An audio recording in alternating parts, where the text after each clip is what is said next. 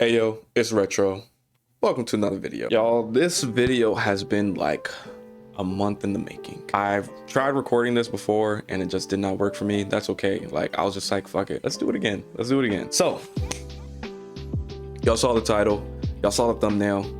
Today, I'm talking about arguably one of my favorite superheroes ever, John Stewart, the Green Lantern, the third Green Lantern, the third official Green Lantern. If you don't know, John Stewart debuted in Green Lantern number 87 and was written and drawn by Denny O'Neil and Neil Adams, respectively, during their Green Lantern / Green Arrow Hard Traveling Heroes series. And off the bat, John Stewart's shown to be very rebellious, and I love that debut. Now, where am I gonna go with this video? I will talk a little bit about his origin in a minute, but I do want to talk about why I'm even making this video. So like a couple months ago, I found this series called Green Lantern Mosaic by Jared Jones and Cully Hammer. I was like, oh shit, John Stewart has a solo series that I've never read before. This is crazy. And it was like 18 issues. And I was like, dang, how'd I miss this? And then I did a little more digging, found Green Lantern Mosaic, which was another like story. It was like a 4-part story in Jared Jones's Green Lantern run. And I was like, dang, I didn't know about that either. So I decided, let me read that 4-issue story, and I was amazed. I loved the way John Stewart was written. He was very methodical, he was very philosophical, he was very well read, and he was very cultural. You can tell that he listens to all kinds of music. You can tell he reads all kinds of books. You can tell he's very intelligent, he's very educated, and of course he's an architect, and he's a college graduate in the fucking 80s. Of course he would be very well educated. And at first I was like, you know what, I'm gonna make a video about that series because I loved it so much. I love that 4-part story, and I was just gonna talk about it because I've been angry with the way that John Stewart has been written and has been portrayed as a character for the past like 20 some odd years. And it's unfortunate because that was seemingly the last time John Stewart has some sort of depth to him outside of Green Lantern War Journal, which again, that's about a 20-year freaking gap. And then I found some bad news. Jared Jones is a horrible person. And I was like, I can't make a video on that. I'm not gonna be, praising a writer. No matter how good their work is, I'm not gonna be praising a writer like that for 15 minutes. So I did a little bit more digging, and I reread his origin 7 times in a day, and I was like, I get it. Like, I love John Stewart. That origin is awesome, by the way. It's 13 pages, it's short, it's sweet. It shows how intelligent John Stewart is, but it also shows one of the things that I believe John Stewart should show in his character, his perspective as a black man, as a Green Lantern, because the difference between him and Hal Jordan, Guy Gardner, Kyle Rayner, and Alex Scott are literally the fact that he is black. And on the surface, sometimes that is enough. For me, as a pretentious casual, as you see in my channel's description, that's not enough. That is not enough. I think that a character like him should have so much more depth and should have so much more to him, because there are a lot of things that John Stewart should be able to do. There are a lot of solutions that John Stewart should be able to come to, or there are a lot of things that John Stewart should be able to handle in a different way than his peers would. Now, again, like I said, this brought me to Green Lantern number 87, his origin, and automatically shows how much better of a character he is. And it does kind of show like a lot of ways how John Stewart may not be better than Hal Jordan, but it does show ways where John Stewart can solve a problem in a different way. There are things that John Stewart does in his origin issue that like I feel like you just don't see. There was this racist politician that was kind of gallivanting. Hal Jordan was kind of angry with how rebellious John Stewart was and assigned him to protect that politician, and he did, not without a backhand to the racist politician. And I'll show it up in the screen, but it's perfect. It's like a perfect introduction to the character, because like he can't just be like this black man who is supposed to be okay with all the things that go on in his life. Like, no, like he's gonna have some problems, and that's okay. That is genuinely okay. Now this brought me to going back even further, or actually from 87, going into the future a little bit, and finding Len Wein and then later Steve Englehart's Green Lantern runs, which pretty much showcase John Stewart's first outing as a solo hero. Now, Hal Jordan is a major component of this story, of this run rather, but for the most part, it is like John Stewart is the main Green Lantern now. Hal Jordan had stepped down and had told the Guardians to fuck off, and he does. He steps down, is with Carol, and he seems okay. His ego is kind of hit now, because as soon as he stepped down, he sees that another Green Lantern is already operating. He's like, dang, what the heck is going on? And John Stewart is kind of like, everyone loves him. everyone loves him. He is an extremely successful Green Lantern for a while. Eventually we get to a point where post Crisis on Infinite Earths, the Guardians want to rebuild the Corps, and Hal Jordan joins up again, and John Stewart and Kat Matui, who is, you know, famously John Stewart's like only love interest, they kind of go off on their own, and they're assigned to their own Earth sector. And it's interesting, like this whole like time, I believe it's like 20 or so issues where John Stewart is basically the main Green Lantern, and it goes into Crisis on Infinite Earths, and I enjoyed it. Like, John Stewart is a great character at this time. It's like classic superhero adventures as Green Lantern with John Stewart instead. He's working as an architect for Carol Ferris's aircraft company, and it's interesting. Like, that's a really cool status quo. Makes me even more mad because like I would love for John Stewart to just be working as an architect with an architect firm, and we're kind of just seeing all the kind of different things that he's helping build things for different cities. He could travel around the world being Green Lantern in different cities. I think it will be a very interesting like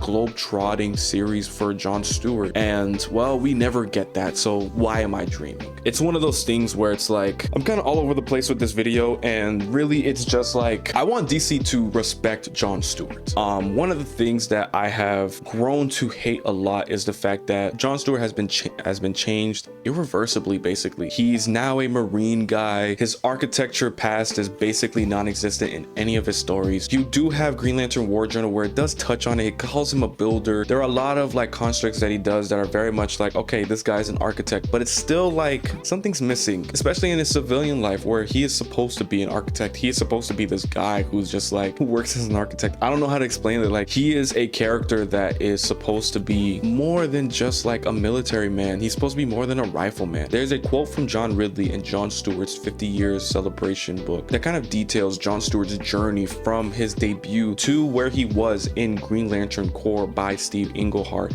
and it really does exemplify the best parts of why John Stewart was such a good character at the time. And for me, it is unfortunate because this character has kind of been diminished. Everything that has made John Stewart, you know, important as a character, that has made eventually, like, he essentially is DC's first black superhero, and you know, he's not really that well represented. And here, and like, I know John really isn't the most well-liked person. He is not the most well-liked author, but I think his quote, his essay in this really does exemplify like what John Stewart really means. And it really does, it describes the way that John Stewart had finally messed up for the first time. All throughout Len Wein and Steve Englehart's Green Lantern run, John Stewart had been like a pretty flawless superhero. He had like mess-ups here and there, but it took Jim Starlin, you know, writing Cosmic Odyssey, where John Stewart accidentally killed an entire planet. And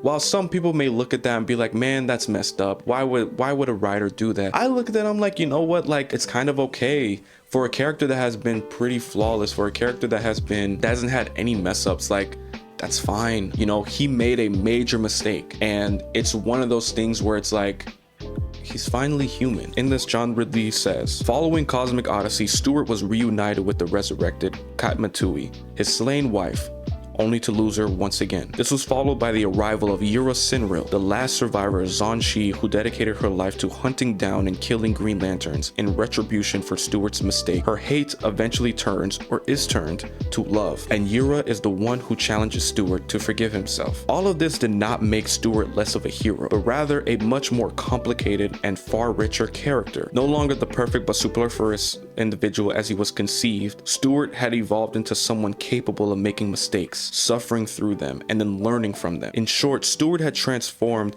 from being a progressive experiment into a human being. Yeah, sure, first is first, but sometimes second is far more interesting. This essay was essentially, you know, documenting how labels kind of hurt characters, where Hal Jordan was, at the time, the first Green Lantern, even though Alex Scott was, but Hal Jordan, for all intents and purposes, in that time, in the 80s, was the first Green Lantern.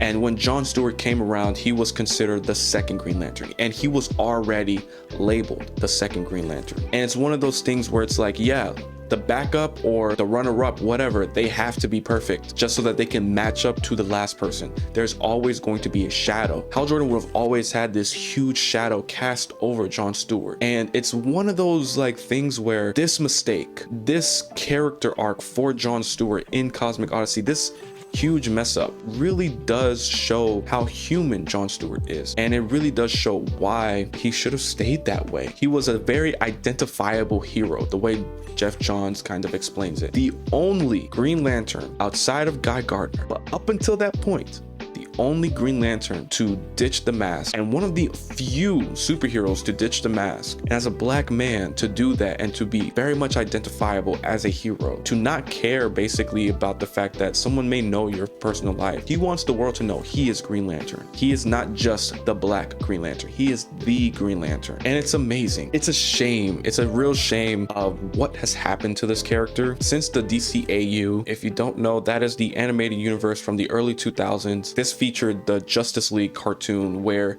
John Stewart was the Green Lantern, and for all intents and purposes, because of this show, John Stewart is my Green Lantern. I will always be impartial to him, and because of that show, he has kind of been relegated to just being that military marine guy. He is, especially in Jeff Johns' Green Lantern run, he is a rifleman. All of his constructs are him, where he has a sniper, he has fatigues, he has all these things that like resemble a soldier, and it's like, why?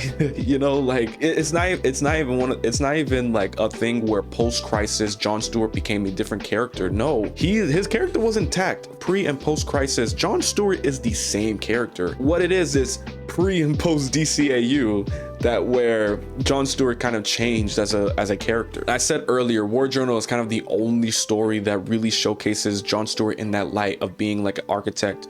You also have Superman Space Age. It is a alternate, you know, universe, but it's a universe where John Stewart is the Green Lantern in this story. A lot of the parts where he is prominent is showing his architectural prowess, showing how smart he is.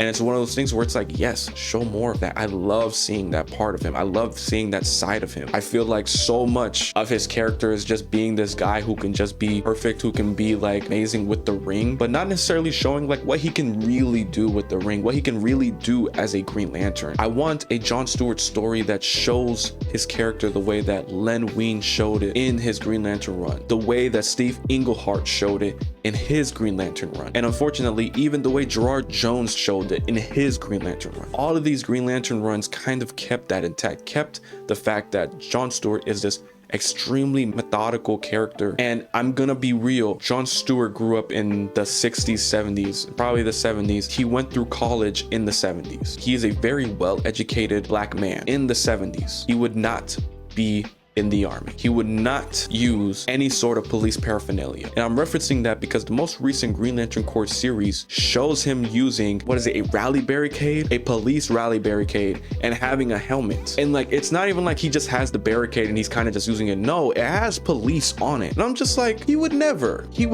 Tell me how many black men in the 70s who are very well educated would ever be in the police department, who would ever be in the military. None of them, because a lot of them would know what the fuck is going on. They would know that all of these institutions are very corrupt and they prey on the downtrodden. So, you know, it's one of those things where it's like in both of these series, John Stewart is constantly talking and thinking. It shows this like conflict of him not wanting to take action because he's trying to figure out the best way to take action. And I feel like if a black man ever does take up the reins and writes John Stewart, they would show that perfectly, and they'll be able to properly portray the fact that he is mostly doing that because probably trying to figure out how this will reflect against him as a black man and as a Green Lantern as well. It's kind of layered. You know, it's one of those things where it's like, if Hal Jordan just jumps at an action and does something, he just has to worry about how it looks on him as a Green Lantern, not necessarily as a white man, because they don't have that conflict. Black people do. We constantly have to think about how our actions reflect us as people, because we know how things can look no matter what. We have to sometimes hold back because we are black. Because of that, some people are not going to understand that. But if you are black, if you grew up black, if you grew up in a black neighborhood, you would know, you would understand. And it's so unfortunate because, like, look, recently we just got set pictures of John Stewart on set of The Lantern Show, Aaron Pierre as John Stewart. I don't hate Aaron Pierre as a person. I do think it is very it's very fucked up that like he did audition for a role like this when he is nowhere near the skin color of John Stewart. And yes, it does matter. John Stewart is supposed to be a dark skinned, brown skinned man. I don't care. Like, he is supposed to be, that's how he is resembled in the comics. And it's one of those things where it matters because we don't have a lot of that. We don't. John Stewart's blackness, not necessarily the way he looks, but his worldview, his perspective, that stuff matters. It's a huge missed opportunity in a lot of his comics and a lot of comics that he is appearing in, that as a black man, his perspective is not any different. It doesn't really change. He's kind of just a blank canvas a lot of times. There are a lot of things that he should be thinking of. There are a lot of ways and methods that he should be thinking of as a black man. There are a lot of things that like black people go through, and there may be solutions that we have as black people to take care of. Maybe they didn't work here in America, but they probably could have worked in a different planet. You know, it's one of those things where John's cultural awareness should be like a part of his character. It should be. He is a black man. He is very much proud to be one as well. He is not a bootlicker. He's not a military man. He is now, but he shouldn't be. He should not be, you know, defined by the military or anything like that. He should be defined as who he is, a black man who is an architect, a very well-educated black man. And you know, there's so few of that. I've been reading Black Lightning comics recently, and he's another character where it's like, yeah, this guy is like extremely well-read. He's very well-educated. We have so few of characters like that in mainstream comics. Really, Black Lightning and John Stewart are one of the only ones in DC, especially back in the day. Especially back in the 70s, Black Lightning was one of the first major black superheroes in DC. You know why? Because John Stewart was the first one. So it's like, we already don't get a lot of that stuff. It's just unfortunate, you know, intrinsically tying him to the military, to the army, to Marines, whatever. I don't care. What I'm saying is they have stripped him of his blackness, of his culture, basically. And I would have liked to see what John Stewart kind of looks like now if he had the same kind of characterization as he did back when Len Wein and Steve Englehart were writing him. Those two writers really understood the character. As someone who grew up with Justice League John Stewart, as someone who has seen Jeff Johns' portrayal of the character, Peter J. Tomasi's portrayal of the character, Robert Venditti, all of these writers' portrayal of the character, not to say that any of them are bad people or bad writers. Their Green Lantern runs are amazing. At the same time, John Stewart is not the most fleshed out character in those runs. I'm glad I finally took the time to read it, because it's one of those runs that I originally, like, I was thinking about it, but I was kind of holding off because I was just like, I don't know, I really wasn't like jumping at it. But once I saw John Stewart was fully a part of it, I was like, oh, I'm reading that. I'm absolutely all over it, actually. You know, I'm gonna reference Black Lightning again, but one thing that Black Lightning has done very well as a character, it's one thing to be created by a white woman in Jenny Blake Isabella, and then also Trevor Von Eden. A lot of these black characters are obviously going to be created by white people. Black Lightning is one of those cases where it's a white person who gets it, who understands using their privilege to really push the fact that like there's more to black people than what we typically see in stereotypes. Jenny Blake Isabella really does like respect black culture and how to really portray it. I recently read the original Black Lightning run. I'm reading Brick City Blues, which is Jenny Blake Isabella's second Black Lightning series. Be on the lookout for a video on that in a few months. I will be talking about that. But then to also have someone like Jen Van Meter, who wrote Black Lightning Year One along with Cully Hammer, and again, like perfectly portraying like another side of black people that you don't see in comics. You know, the first like major Marvel black character was Luke Cage, and he was a convicted felon for something that he didn't do. Archie Goodwin did not do a bad thing by doing that. It's a very real thing to be framed for murder. But it is nice to see that flip side. DC kind of chose to have two people who had a different life. You know, Black Lightning is a teacher and Green Lantern is a architect. And again, like, I just want these characters to have more to them than just being stereotypes, than just being archetypes. While Steve Englehart and Len Wein are not without their faults, John Stewart could have been a little bit more fallible in their runs. But it is nice just to kind of have like a plain old superhero, plain old black superhero that doesn't really run into many like issues. Like, he's just being a superhero, because like, I want that to be a reality as well, you know. And all throughout, like, I think there's another thing that was like very interesting during Steve Englehart's run was there was a black reporter who was making a name for herself in this run, and she was chronicling John Stewart and, you know, his adventures as Green Lantern. It's good. Like, I love it. I love Steve Englehart's run. This video is really just like, I don't know, it's kind of just like a tribute to John Stewart, who he was, and hoping that one day we get that back. The War Journal, again, was kind of a step in the right direction.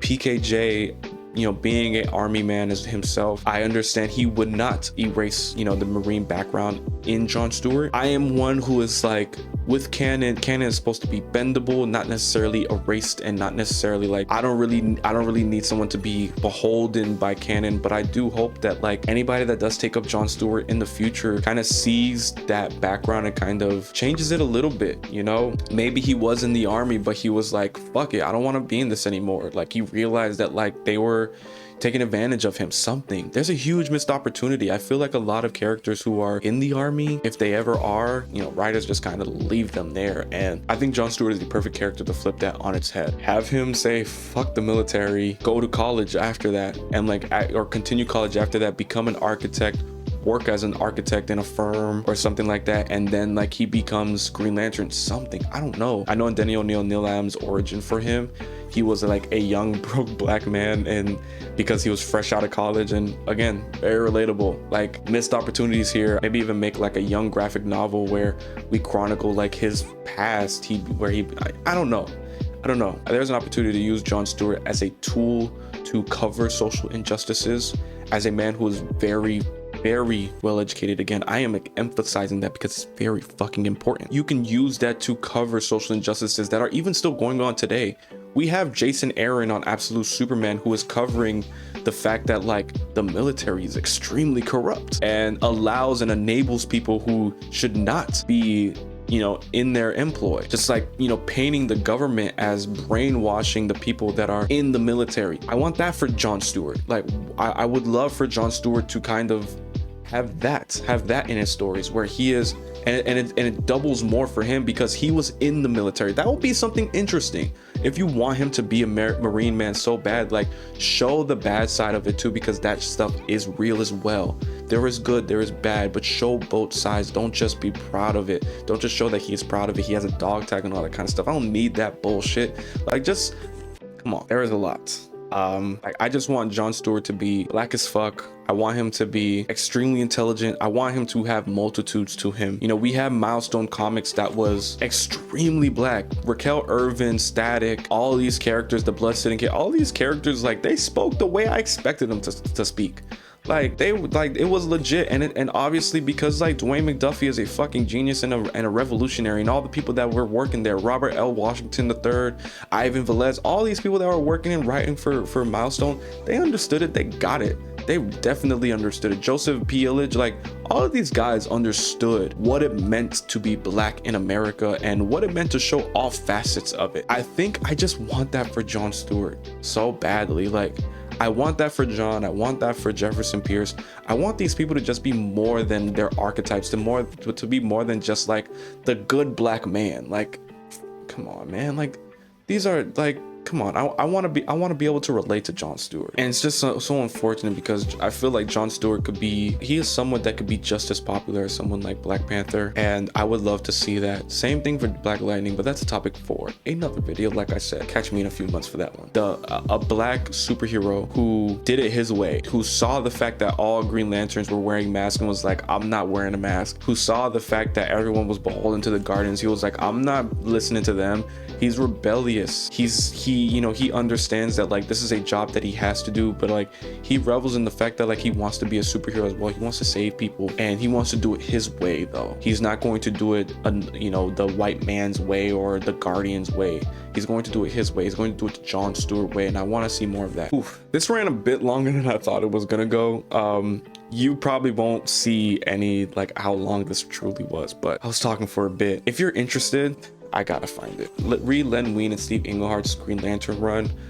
Joe Staton does join the team. If you don't know Joe Staton, he was originally drawing Green Lantern from the very beginning of Hal Jordan's like ventures as Green Lantern. He came back during John Stewart's time and wrote practically like up until Green Lantern Corps. If you're interested, it's Green Lantern number 185 to 200. That'll practically take you up through Crisis of Infinite Earths and to the point where the Guardians decided to create a new Green Lantern Corps. And then you also have Tales of the Green Lantern Corps, and then you also have the Green Lantern Corps 1986, number 200 to 215. There are also annuals in this. This is the entirety of like Steve Englehart's saga. Like I said, Len Wein does write a decent bit in the beginning of this run, but this is basically like at the beginning, this is John Stewart being Green Lantern. He is at the forefront of this series along with Hal Jordan kind of being on the B side of the series. And then later on, like it becomes a Green Lantern book, Green Lantern Corps book. It's a fun time. It's very fun. I enjoyed it. I enjoyed it a lot reading it. I did not expect to enjoy it as much as I did. It's great cosmic adventures. Like I'm not going to disagree. I'm not going to be like mad at that. I did talk about earlier Jared Jones's Green Lantern run. Read it at your own discretion. He is a horrible person, but I will say John Stewart is written amazingly, and Mark D. Bright, rest in peace to the legend, man. He drew John Stewart in that Green Lantern Mosaic mini story in Jared Jones's Green Lantern run. The art is sublime. I love Mark D. Bright. From this to Icon, I'm really starting to think Mark D. Bright is one of the most criminally underrated artists in comics, along with Billy Graham. One of those two are just like legends to me. I wish they both got their due. Mark D. Bright, man, rest in peace. Some phenomenal artwork, and John Stewart looks amazing in that run. But yeah, there's a lot. That Green Lantern and Green Lantern Corps run, it was like a 30-issue run, but I loved it. I genuinely loved it, and it made me love John Stewart even more. It made me have a newfound appreciation for the character, and I hope if you're watching this, you have the same kind of newfound appreciation. And hopefully this sparks a brand new John Stewart run where he is the way I kind of want him to be. If not, it is what it is. But y'all like, subscribe, let me know in the comments what you guys think of John Stewart as a character, and I'll catch you on the next video. Peace.